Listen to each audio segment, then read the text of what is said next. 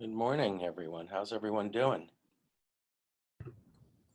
Good, Very thank you. Good. cool. Everyone have a good weekend? Yes. Yes. Anyone do anything fun?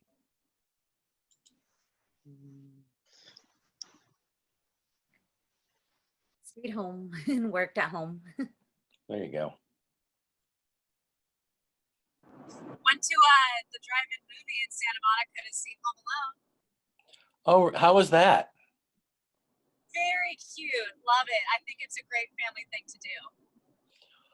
Yeah, they have a drive-in in they call it Canoga Park, but in Woodland Hills, right on Canoga Ave in there, in one of those big parking lots. So it's becoming a big. They have a bunch of food trucks over there in Santa Monica too. No, they didn't, but they had a concession stand and they decorated everything so cute. It's very organized. Highly recommend. Really? Yeah, they've got it down to a system. That's awesome. That's great.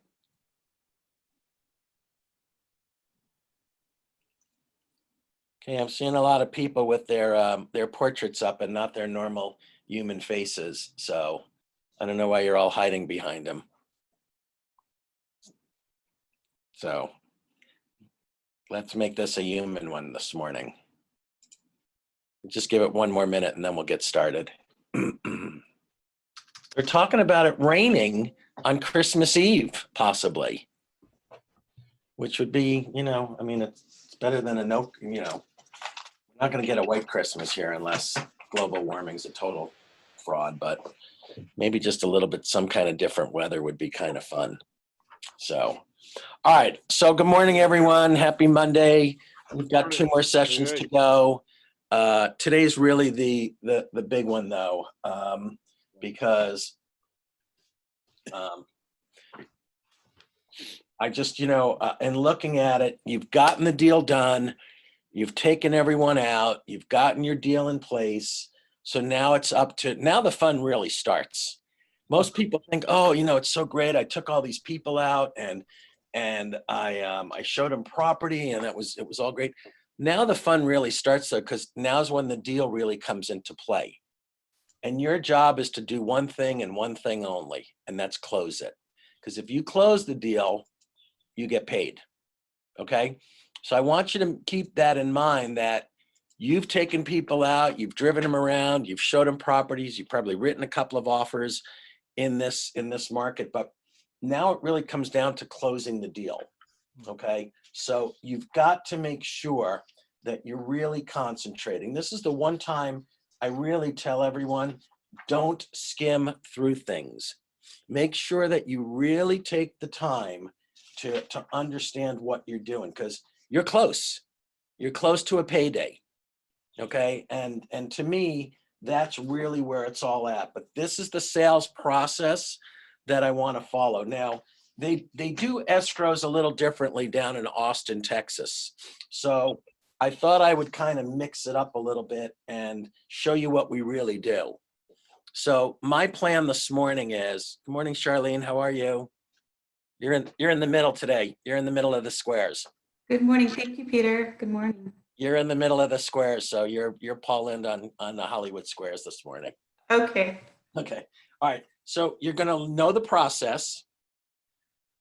You're going to make sure that you really understand how to keep everything moving forward. All right. You're going to seize the golden opportunity because you're there. You're on the edge of getting the deal done because that's how you get paid. Okay. So I want you to know the process, whether you're working with a seller or a buyer. At this point, I don't care, and you shouldn't, because the whole thing is, regardless what side of the deal you're working on, I want you to make sure that you fully understand how it works, okay? And I will make some outrageous claims here this morning regarding certain people that I've told you have to really buddy up to and make sure that you're all working together on. So I'm going to turn my computer around, although I know everyone likes staring at me. So I'm gonna, oh, how'd that happen? I'm going to, hold on. Oops, hold on. Give me a second.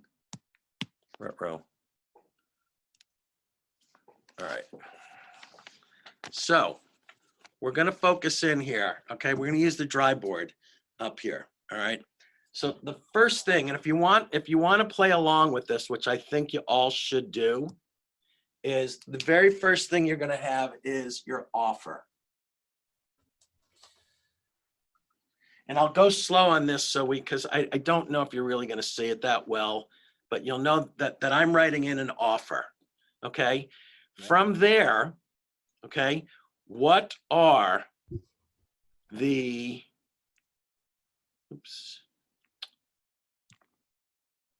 what are the three things that we have to include whenever we present for this several times now?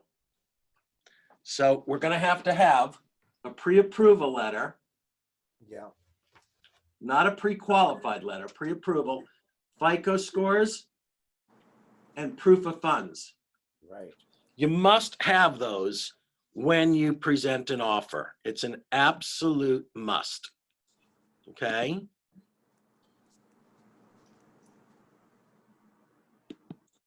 So we want to make sure that when we're doing that, bar none, you've got to have that letter from the lender. He'll include the FICOs. Do not, under any circumstance, if your client says to you, oh, go ahead, just, you can run my credit, under no circumstances are you to do that. Because God forbid if that person gets clipped by identity theft or fraud or anything, it's going to fall on you. And I don't care how great of friends you are or how great a relationship you have, they will turn on you. The next thing, again, you have to have is the proof of funds, okay? And that's a current bank statement. Don't let it be more than 45 days old. So you get your offer in, and you're going to go with pretty much one of two responses, okay? And from the responses, it will either be an acceptance or a counter.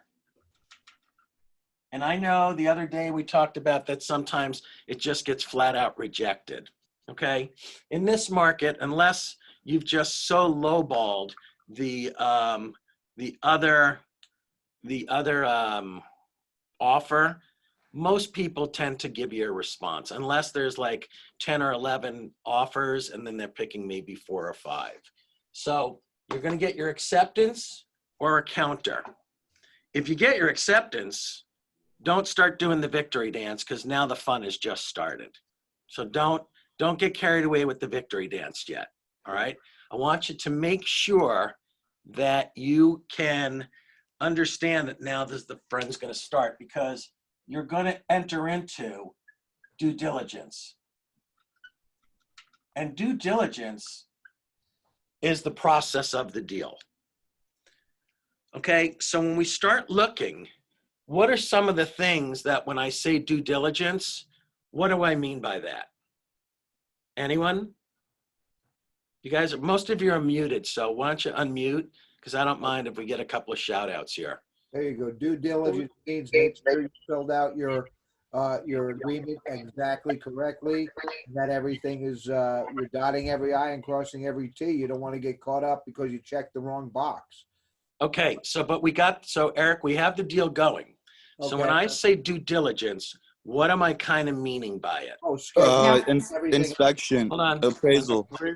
All right, so there, one of them will be the appraisal. Mhm. And I'll go over these in a second. What else?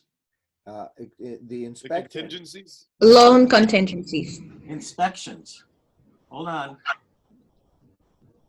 You're going to notice something. Somebody said contingencies, but you're going to see something in a second. What else?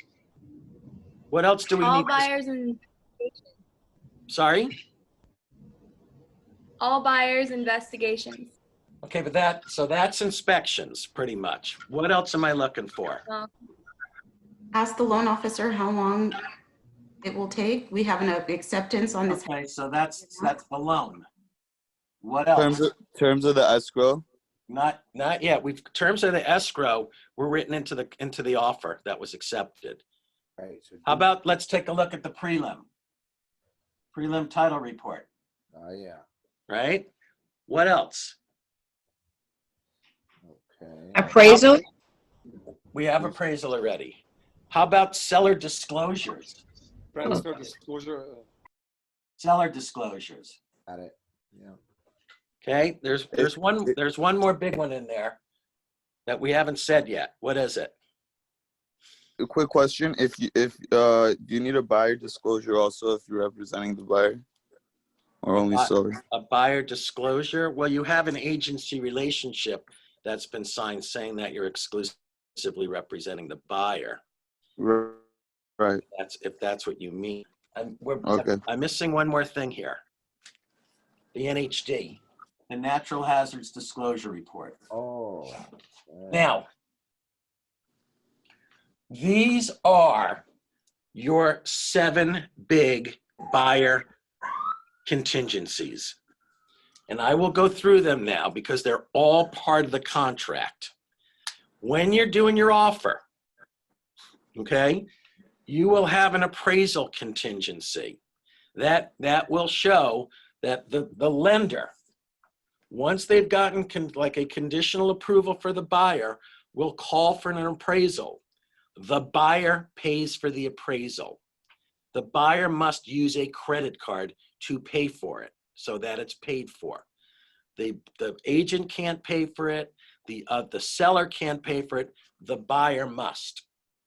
The lender then calls for an appraisal to be done.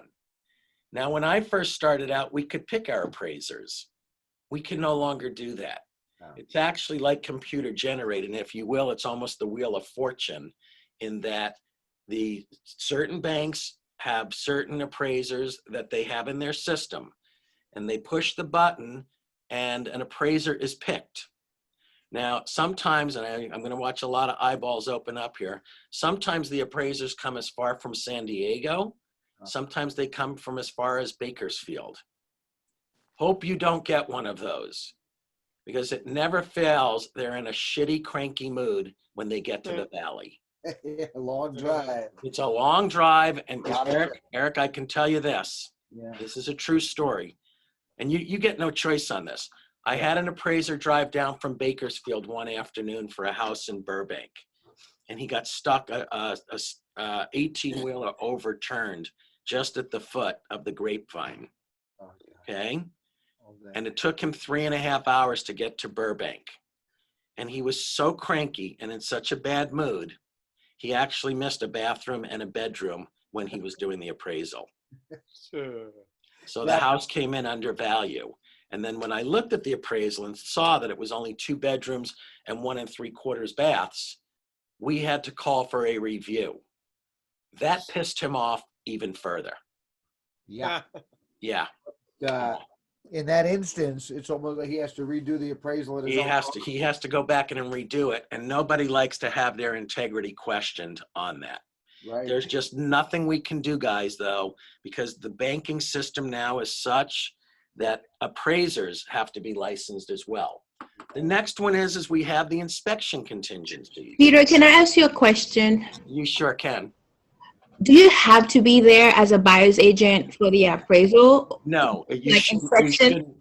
You actually shouldn't be there. Got it. The only agent who should be there is the listing agent. And the reason being is the listing agent is the one that brings the comps for the appraiser. The appraiser's done his own homework. But here's where, as the listing agent, you get to show him how you got to the price you listed it at. Okay. So but no, buyer's agent should never be at the appraisal. That's the old too many cooks in the kitchen kind of story. Okay. Okay? Thank you. All right, so let's keep going then for the inspection. So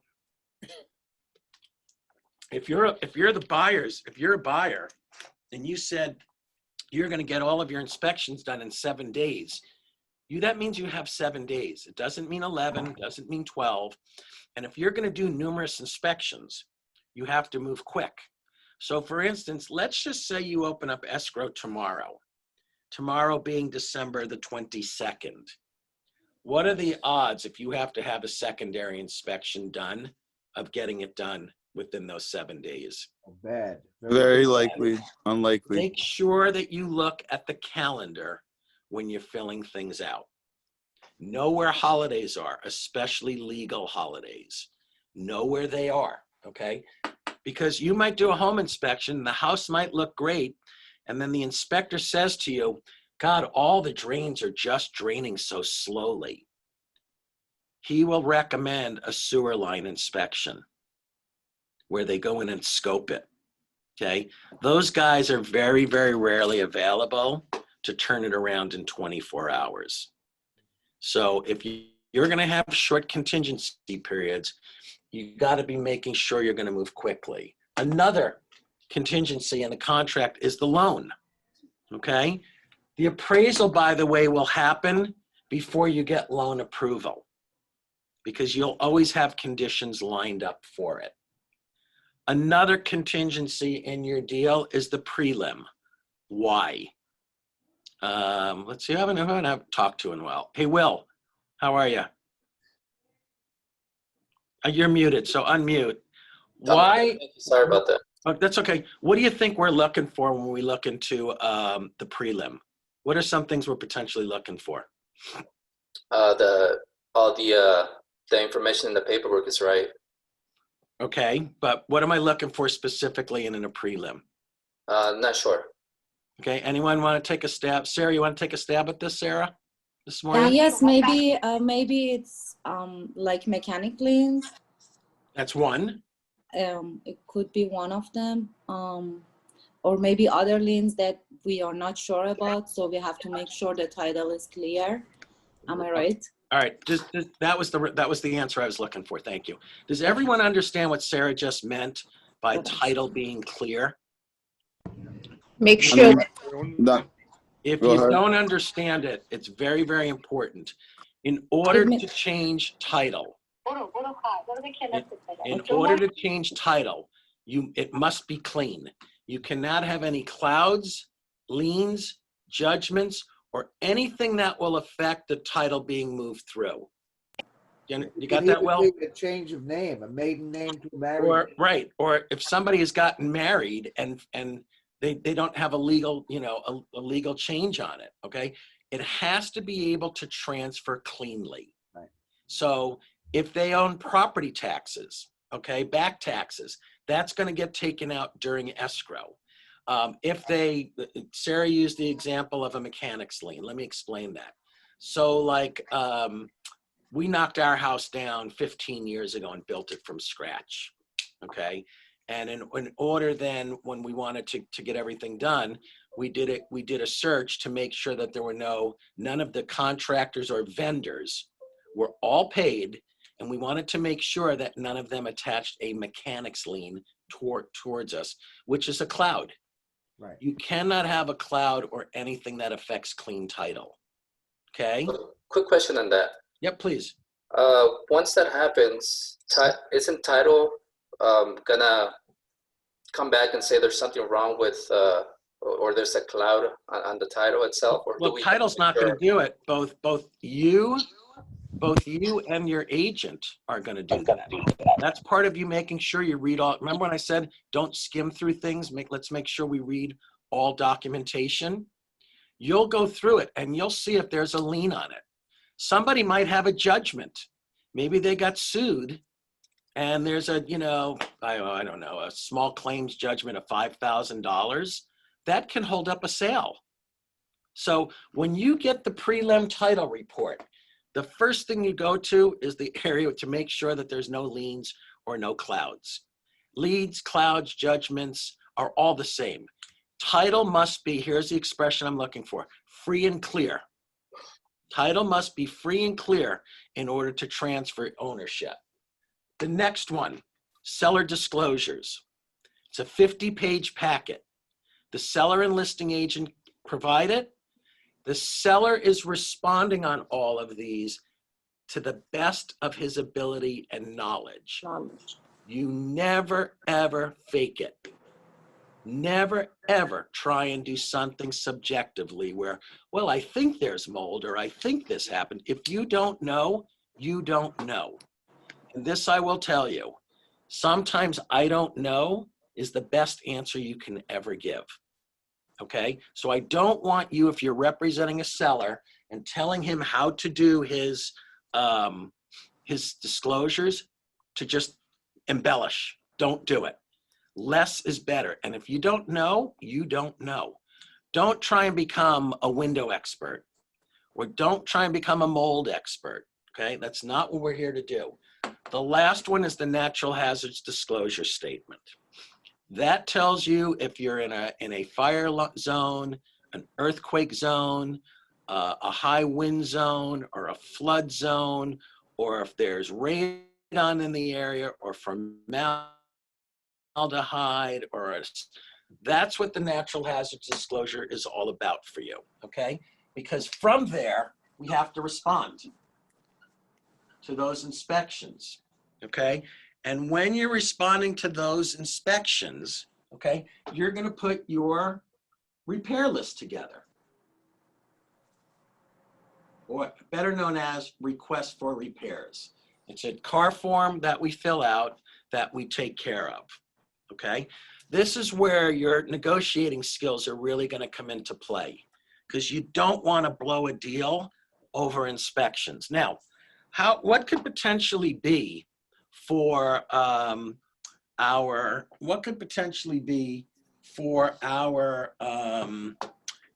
inspection findings? The buyer's going to go one of two ways.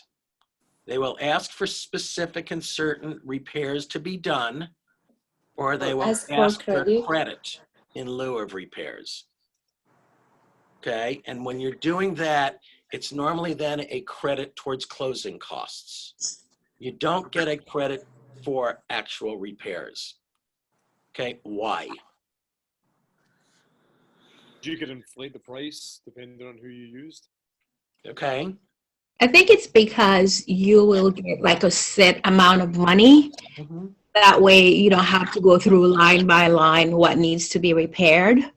So for instance, you can ask for $10,000 or like $8,000. That'll be a set amount. It'll be easier. Right. I think. No, you're thinking correctly. Here's the other thing, okay? When your seller gives a credit in lieu of repairs, what does it also do? Gives him off the hook for it being repaired. Doesn't it depreciate the house? It indemnifies the seller against those items. Got it. Okay, because the buyer has said, we have found the following faults, but we're willing to take a monetary settlement. The seller is then indemnified against that in future findings because the buyer was given money. He settled for Okay. cash, right? Does everyone understand that? Yeah. Yes. Powerful. Okay, now, here's a big one. What does indemnified mean? Indemnified means that you're holding the seller harmless. That they Okay. can't. That they're absolved of liability. Got it. Right. The fact that the seller offered a cash payment. That means later on they can't go back and say this is wrong with it and sue. That's correct, because the seller offered a monetary settlement. Better known as closing cost credits. Okay? Okay. Got it. All right, good. So we've kind of gotten along on here, but nobody stopped me when we first got going. And when the offer got accepted, what was your first move as the agent, Amanda?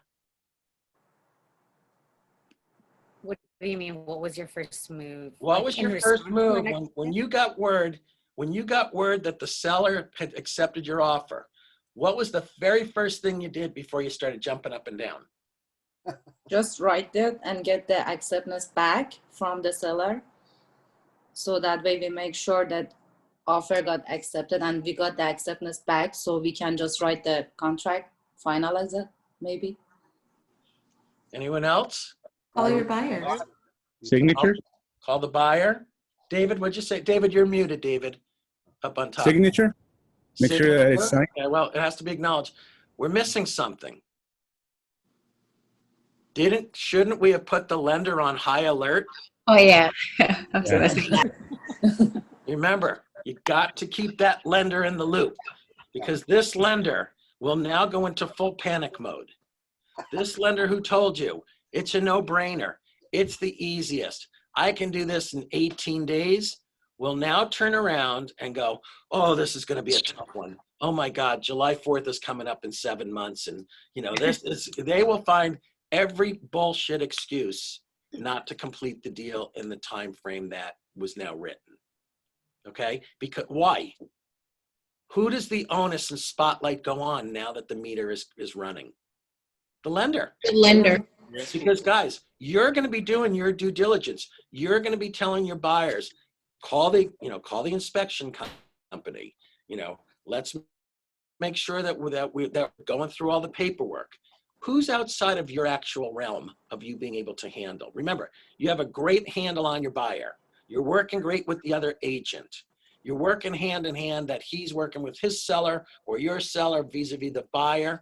There's one really key player here who has made more promises, right? Yet now the spotlight is on to really perform. You've performed. You found the property, or more importantly, if you're representing the seller, you got him the price he wanted, the seller or she wanted, right? Yeah. That leaves it up to the lender. And that's out of your control. And I'm not picking on lenders. I'm just here to tell you, they will pivot and start finding, well, I don't know if I can do it in 30 days. Hanukkah just passed and Kwanzaa was yesterday and Christmas is in 6 days and 7 days after that is New Year's. Everything's slowing down, and with COVID, no one's in the office, everyone's working remotely. Well, he didn't tell you that when he told you could write a 24 or 25-day escrow, did he? So Peter, is it bad to call them every day or once every 2 days? Yeah. Okay. So that's Julie. That's a really good question. You've got to make sure, because lenders will start to disappear a little bit. They won't be as responsive. You have to tell them, look, here's what we wrote. Here's what you told me I could write. We need to make sure we're all on the same page. Okay. Because when it's all said and done, now I'm just saying, if you're representing the buyer, do you think for a second that the listing agent is going to call up screaming at the lender? Absolutely not. No. Because here's a quick question. This is let's see, show of hands. Who thinks the lender's name is somewhere on the contract? Raise your hand. Good. Who thinks your name's on multiple places on the contract? I do. Yeah. Okay. So if we all say that, who has the bullseye on them? You or the lender? I am. Yeah. Okay. Did that answer your question? Yes. Okay. So Thank you. Julie, it is important to keep that lender in the mix. Okay. Because here's the next thing that the lender is going to do. The lender is going to turn around and say that your client isn't cooperating. They haven't gotten me everything I needed. It's been 2 or 3 days since I heard from them. I've told them not to spend anything, yet they went out and bought a brand new Bentley. Okay. The first thing you do with a client when they are in this process, don't make any large purchases.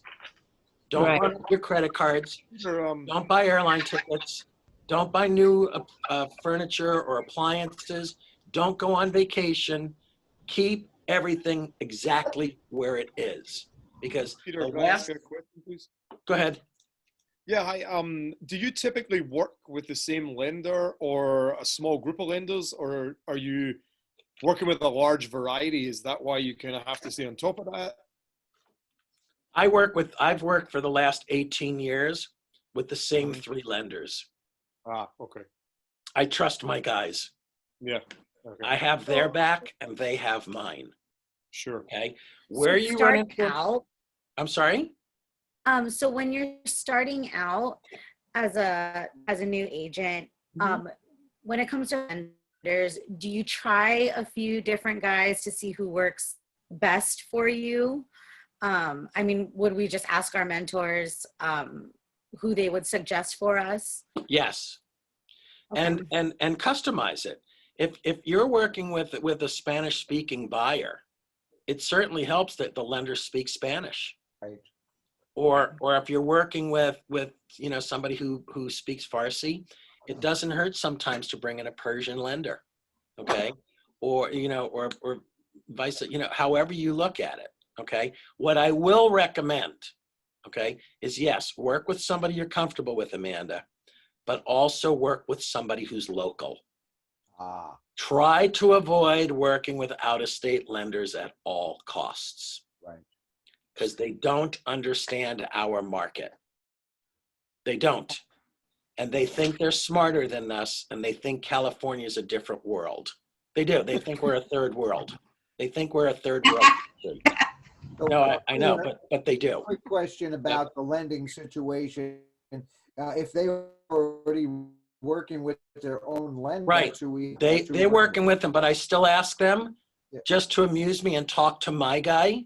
I see. Because just the same way they're being competitive on their offer, let the lenders fight it out. Maybe their cousin just figures I'm going to definitely get the loan, so that's a no-brainer. But make them fight for it. Maybe my lender can get them a quarter point better or less fees. Is there any disclosure we need to make to the buyer that they have their choice of lender, or conflicts of interest, or No, not at all. No, as long as they're a legitimate lender. Okay. Now, years ago, in my part of the world with new construction, we used to try and force buyers to use our preferred lender. I see. You can't do that. That's called steering. Right. And that's really, really illegal, and it's a very tough thing. Sarah, did you have a question? Yes, please. So as soon as we get the acceptance, we contact the lender. And email them the fully executed contract.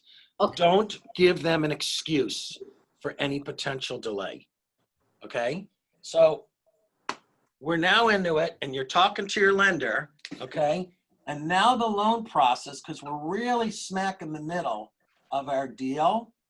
So the loan process is really now front and center, because you're going in 15 different ways, and the lender's got to make sure that they're keeping you in the loop and you're keeping them in the loop. Okay, we're a team. We might not be all in the same office or in the same place, but we're all striving for the same thing. And remember, the lender doesn't make any money if the deal doesn't close either. Right. So when we're looking at how we all work, the end result is a closed deal, gets the client, the seller, a lot of money for their home, the buyer, the home of their dreams, the loan officer, a loan commission, and the real estate agents, commission checks. Okay, so we're all trying to work the same way.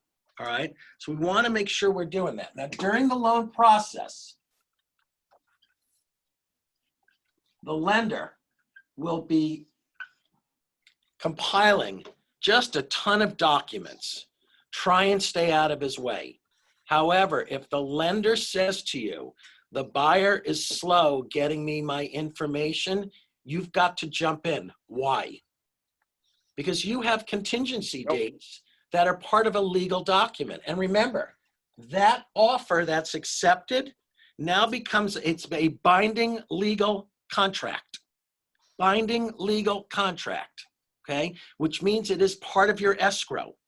And those dates that you wrote in for those contingency periods aren't like a mood ring. Well, maybe they're good, maybe they're not. They're supposed to be hard dates. Yes, sometimes we have to ask for extensions, but at the same time, those dates were written as part of an agreement, as a binding legal document. That's what that residential purchase agreement is.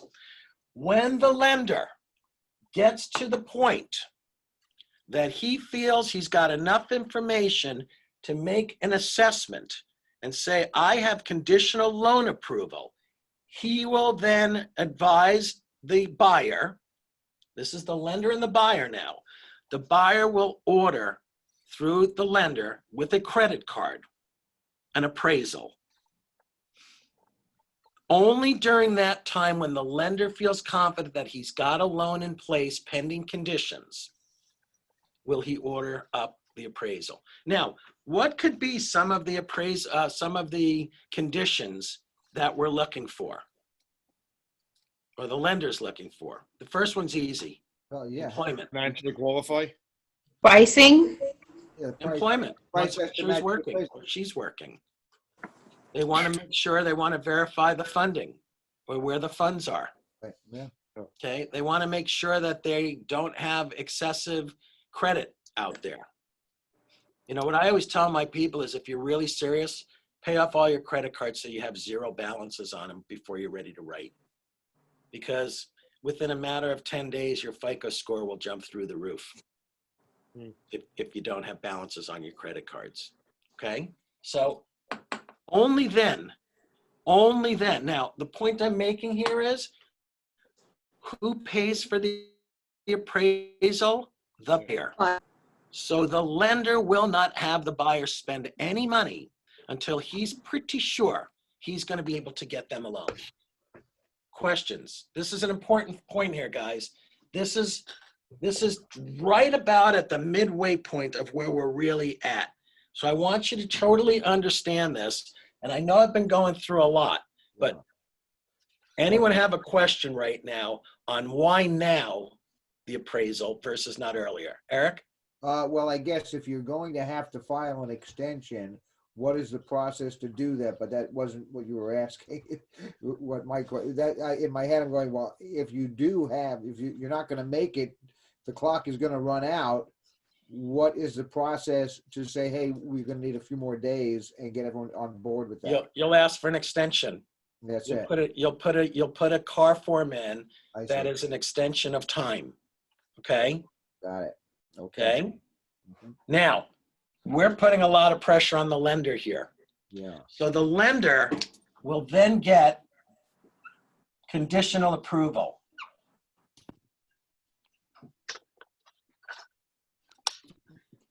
So Is the this is same as with underwriting approval? This is with conditions. Sorry? I'm sorry, what was that question? Underwriting approval, the underwriter's approval? Underwriter's tentative approval with conditions. And that will mean that they are going to verify not once, not twice, not 3 times, but during COVID, they will verify employment 4 times. Wow. Yeah.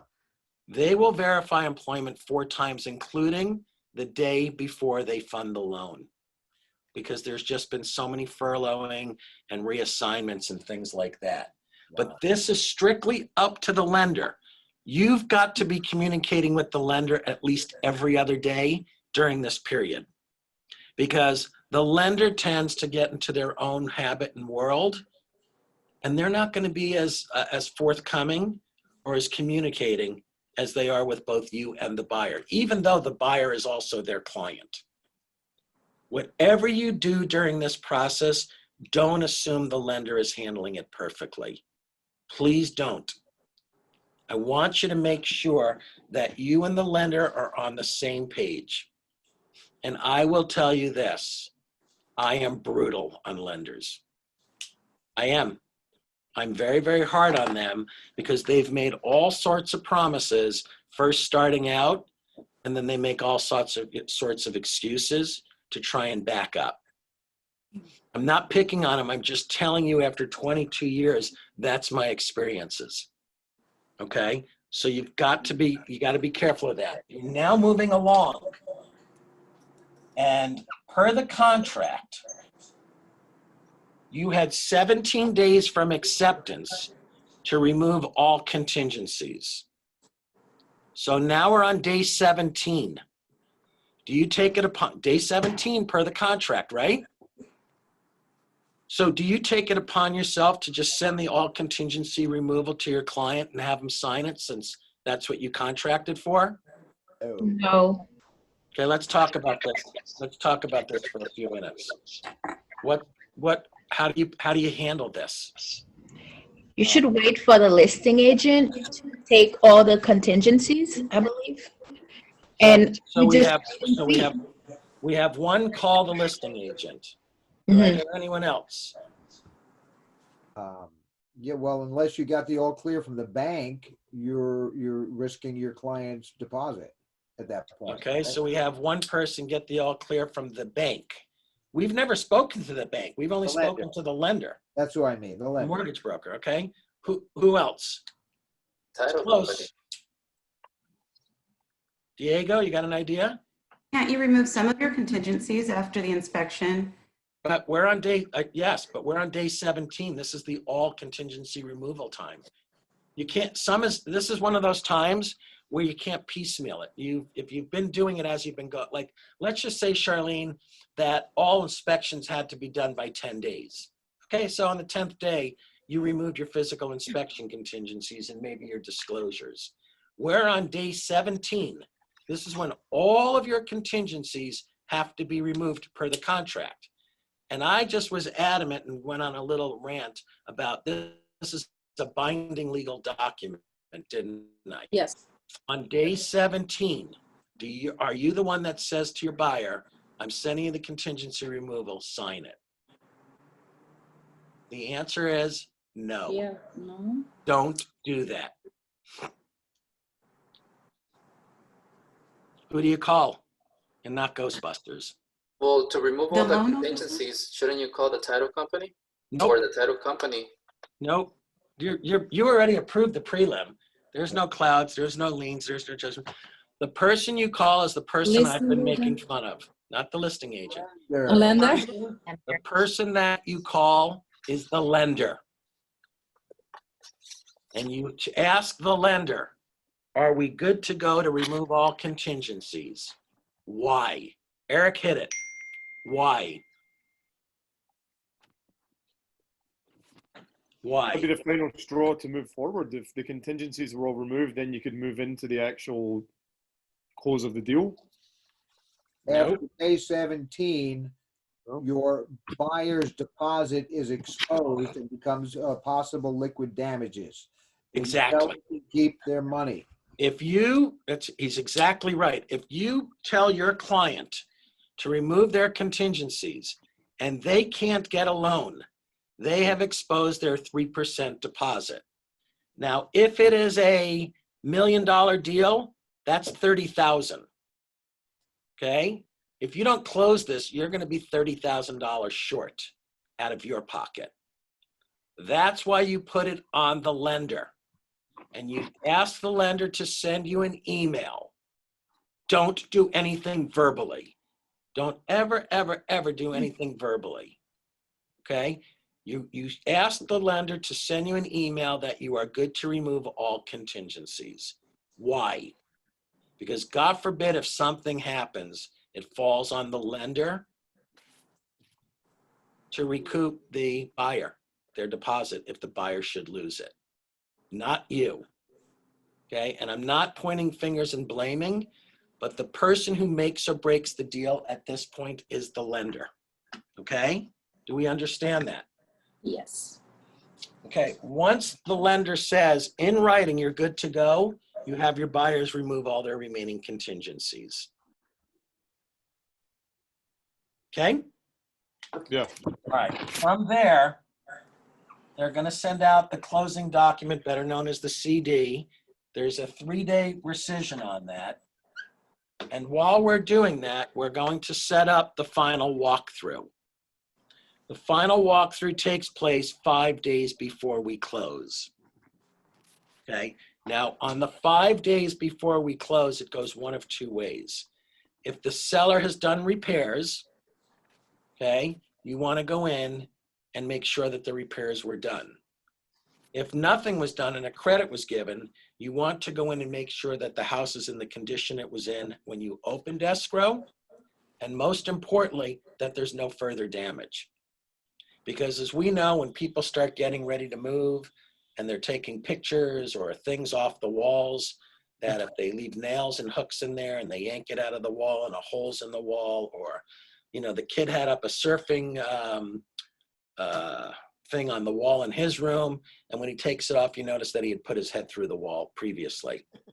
Okay, just the house has to be in the condition it was in before you entered into escrow. If anything is not right on it and anything has to be acknowledged on the verification of property, both principals have to sign that form. So you get through the final walkthrough, you're just about there, and you call the lender and you tell him we are good to close. Fund the loan. Okay, make sure that, again, you're talking to the lender every other day. Make sure there's no surprises, okay? Try and work it out, guys, that you don't fund on a Friday and close on a Monday.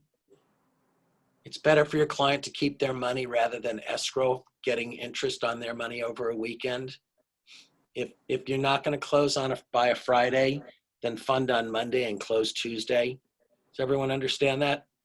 Yes. You don't want to be spending your client's money sitting with somebody else's bank account. So they'll fund. You'll get confirmation from escrow and the lender, we have funded. Okay, we have funded. Once that happens, the next day, you get confirmation. Now you can do your victory dance. Once we've gotten confirmation, we've closed. You have successfully closed the escrow from start to finish. Okay? Okay. A quick question. In a date of final walkthrough is going to be listing agent and the seller and the buyer's agent and buyer, right? Mm-hmm. 4 of us, we are going to walk through that. Okay. Could be more. There could be 2 buyers. There could be 2 sellers. Okay. I mean, during COVID, they really don't want more than 4 people in a home at one time. But now, let's talk about that. What happens on the final walkthrough, especially if the seller is there? The seller tends to take the buyer around and show them, neat little things about the home, whether it's how to, the automatic lights for outside, or how to work the alarm before they have it switched over, or where the master panel box is, or how maybe the pool equipment works, and things like that, okay? Most buyers put together a list. Who's the gardener? Who's the pool company? Oh, you had a housekeeper, you had a cleaning service. Who is it? They've done such a great, your landscaper's done a magnificent job. I'd like to keep him in on it since he knows the home so well. Same thing like with your pool guy. And then once your buyer moves in, then they can kind of always figure out how to do that. Right. Okay? But once you get confirmation that it has recorded, the buyer is the new owner of the home.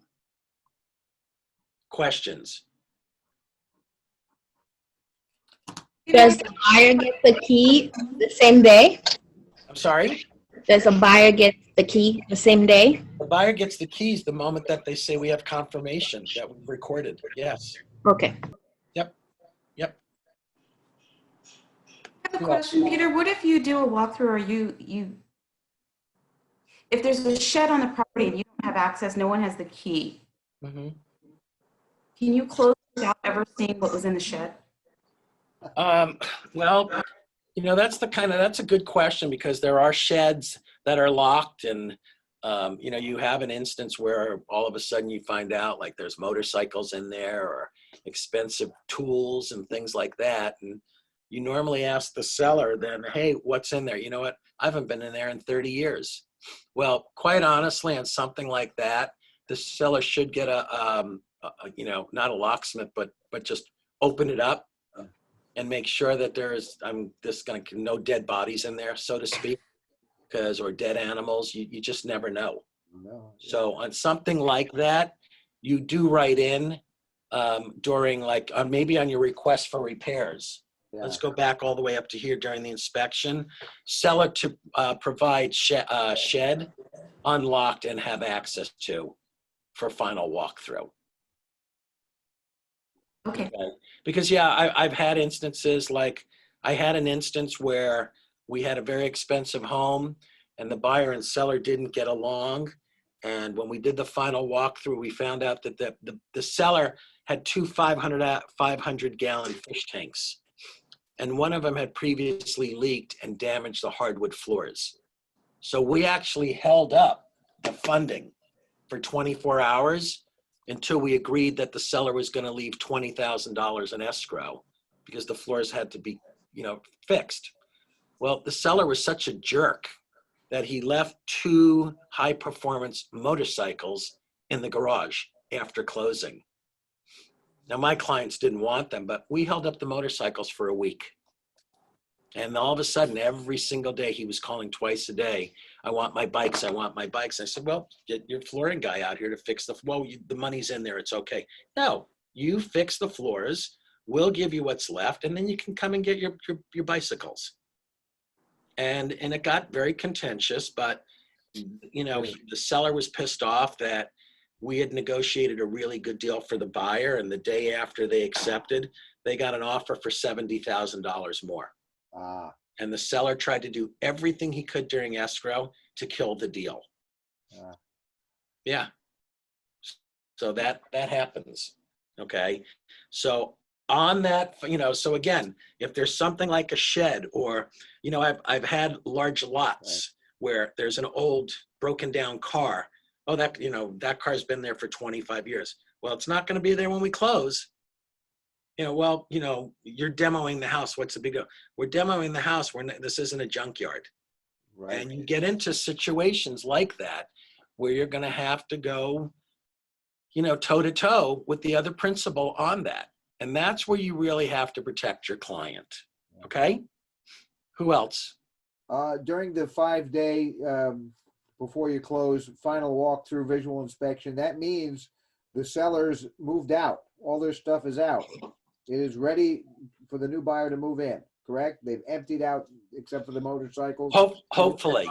Okay. Sometimes for the final walkthrough, they haven't moved out yet. But Right, but they're supposed to be. I mean, that's the agreement. well, no, it's okay. So the agreement is you're doing a walkthrough 5 days before close. That doesn't mean that they have to that they've got to vacate 5. They still own the house. Right. Okay, Got it. so sometimes homes during walkthroughs are a mess because they're still boxing things up and packing things away. Right. What you hope for during the walkthrough is that the walls have been cleared so that there's no pictures and no posters or flags on the wall that could potentially cover and mask something up. Did that help? All right, and then, so by the time you get on that confirmation, it's closed and you're handing the keys off, that's the day it's empty. Well, yeah, I mean, Okay. look, there's like if the seller's moving out the day of closing, they have to be out by 3 o'clock that day, which is normally part of the contract. Right. Okay, so in doing that, you have to be able to look at it. You're not looking for a confrontation down the stretch at the last minute. Right. You really want to end the deal on a good note. Yeah. But look, if they're supposed to be out that day, you get them out that day and make sure that they're out that day. Got it. Okay. Quick question, everything is still negotiable, right? So Yes. before we go for 5 days before closing, so they know already exactly where they're standing, so they know where they have to leave the place, and the new buyer would get the key after confirmation, right? So they're negotiable before that. Well, let me throw this at you, Sarah. What if you negotiated close of escrow +2? Oh. Does everyone know what that means? Close of SCOE +2? No. That means you close escrow and the seller can stay an extra up to 2 days. Oh, I see. Okay. The seller can stay an extra 2 days. Okay. What's happening a lot these days is there's a seller post escrow occupancy. In other words, that the sellers are staying up to a month, especially if they haven't found anything. Got it. Okay. And buyers are allowing that in order to get the deal. Right. So we are seeing a lot of that going on these days. So, quick question on that. Yeah. If that happens, wouldn't you have to put it on the contract that they're staying an extra month, and there's a car buyer's form. going to be reimbursed? There's a car form. What happens is the seller stays in the property on a per diem and what's called their PITI. Principal, interest, taxes, and insurance. PITI. for the buyer. So whatever the buyer's daily cost is, that's what the seller would be paying, that daily cost. It's a pity. Yeah. And again, it's up to the just previous owner to make sure that they keep the property in the condition it was during the walkthrough. Another Anyone? question. Yeah. I've heard of situations of buyers getting 2 lenders at one time all the way up to escrow. What would you think about that? Pick one, because as soon as escrow opens, the clock starts running. Right. You can't play that game. Well, I'm going to go with 2 guys and then see up until the last day which one makes the most sense. Bad move. Yeah. Bad move. Who else? Okay.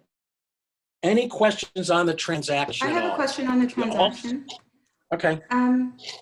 Say I accept everything, I'm the listing agent, we accept everything except for they want that per diem, Mm-hmm. still a rejection. I mean, is it still a counter? I apologize. Well, that's negotiable if the seller is going to stay on after escrow. So how do you present that? Is that an addendum to Yeah, the, it could be part of the counter offer. it's a count, you would have to counter it. Yeah, yep. Maybe you don't want them there the full up to 30 days. Maybe you only want them 10 to 14 days. It's up to you. Okay? Okay. Anything though on anything of the deal that you think might kind of give you some pause or question on? Any other questions on anything? Okay, well, we're right at that hour. We're just a couple of minutes before 11. So keep this in mind. Stay in control of your deal. Make sure you work hand in hand with the lender and that you constantly keep your client, whether it's the buyer or the seller, knowing what their expectations are and what you expect from them, because they're going to put pressure on you to get things done. Okay? That's your job. But you've gotten to the bottom there. It recorded, you got confirmation. Now you can do the victory dance because you're about to get paid. Yeah. Okay? I All right, just so- want. Yep. May I ask another question? Just one. Uh-huh. About the due diligence number 5, seller's disclosure. You mentioned that in the property and we had it in the book. It was 3 years that they have to volunteer, like be volunteer to just inform the buyer, right? Is it going to be the one of the part of seller disclosure here in due diligence or not? You know what? The seller can give to the best of their knowledge, however they want to go on that. Okay.